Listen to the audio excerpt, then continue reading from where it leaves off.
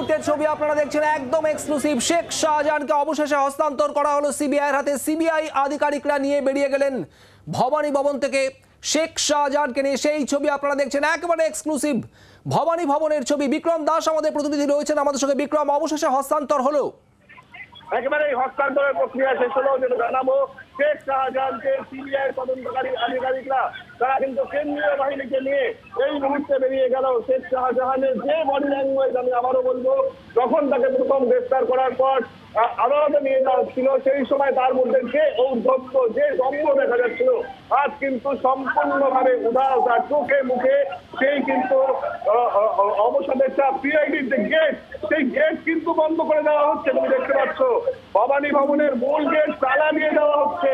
অর্থাৎ বুঝতেই পারছো, সিআইডি এবং সিবিআই যে টানাপোড়েন, সেই টানাপোড়েনের পর কিন্তু অবশেষে আমরা যেটা দেখতে পাচ্ছি যে শেখ শাহজাহানকে এই মুহূর্তে নিয়ে যাওয়া হলো।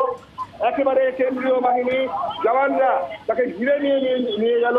এই মুহূর্তে তাকে হয়তো আবারও স্বাস্থ্য পরীক্ষা করানো হবে এবং সেই স্বাস্থ্য পরীক্ষা করার পর সিবিআই তাকে সিবিআই অফিসে নিয়ে যাবে, এমনটাই জানা যাচ্ছে।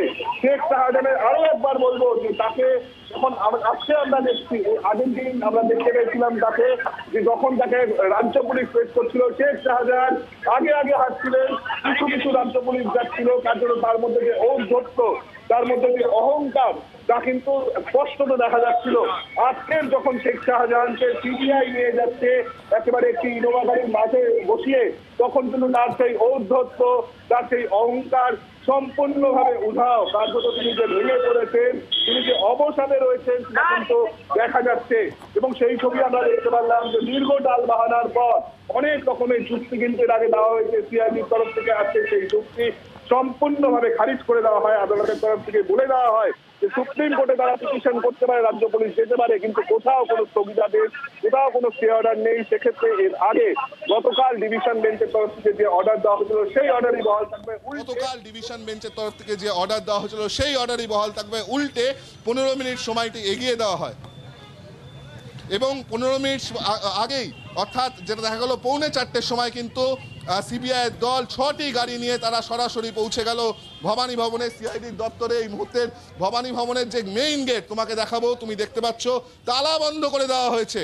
সিআইডির তরফ থেকে, রাজ্য পুলিশের তরফ থেকে তালা বন্ধ করে দেওয়া হয়েছে। এবং যেটা বারবার যেই প্রশ্ন উঠছিল, অর্থাৎ শেখ শাহজাহানের বডি ল্যাঙ্গুয়েজ, আমি আবারও সেই বডি ল্যাঙ্গুয়েজের বিষয়ে বলবো।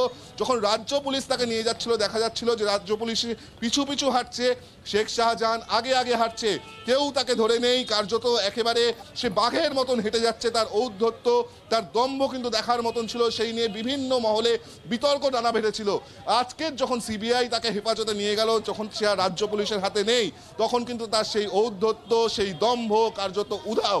এবং দেখা গেল যে তিনি কিন্তু কার্যত ভেঙে পড়েছেন। তার যে ছবি আমরা দেখতে পেলাম, যখন তাকে নিয়ে যাওয়া হচ্ছে সিবিআই অফিসারদের মাঝে বসিয়ে, কেন্দ্রীয় বাহিনী তাকে ঘিরে নিয়ে যাচ্ছে, তখন কিন্তু তার ঔদ্ধত্য, অহংকার, দোর্দণ্ড প্রতাপ যে তৃণমূল নেতা শেখ শাহজাহান, সব সেই দম্ভ কিন্তু আর তার চোখে মুখে দেখা যাচ্ছে না। এবং সেখানেই তোমাকে বলবো যে গতকাল যখন এই অর্ডার ডিভিশন বেঞ্চের তরফ থেকে অর্ডার দেওয়া হয়, তারপর দেখা গিয়েছিল টালবাহানা, সেখানে সুপ্রিম কোর্টের কথা বলা হয়েছিল এবং একই সঙ্গে বলা হয়েছিল মামলা পেন্ডিং আছে। আজকের হাইকোর্ট স্পষ্ট, ডিভিশন বেঞ্চ স্পষ্ট করে দেয় যে কোনো রকম কোনো স্থগিতাদেশ নেই, কোনো স্টে অর্ডার নেই। আজকেই কিন্তু সিবিআইকে হ্যান্ড ওভার করতে হবে। এবং অবশেষে দেখা যায় রাজ্য পুলিশের কাছে সেই অর্থে কিন্তু আর কোনো যুক্তিই ছিল না, আর কোনো এরকম কোনো। এবং তারপরে অবশেষে সিবিআই হেফাজতে দেওয়া হলো শেখ শাহজাহানকে। বাংলার আওয়াজ, বাঙালির আবেগ, জি 24 ঘন্টা।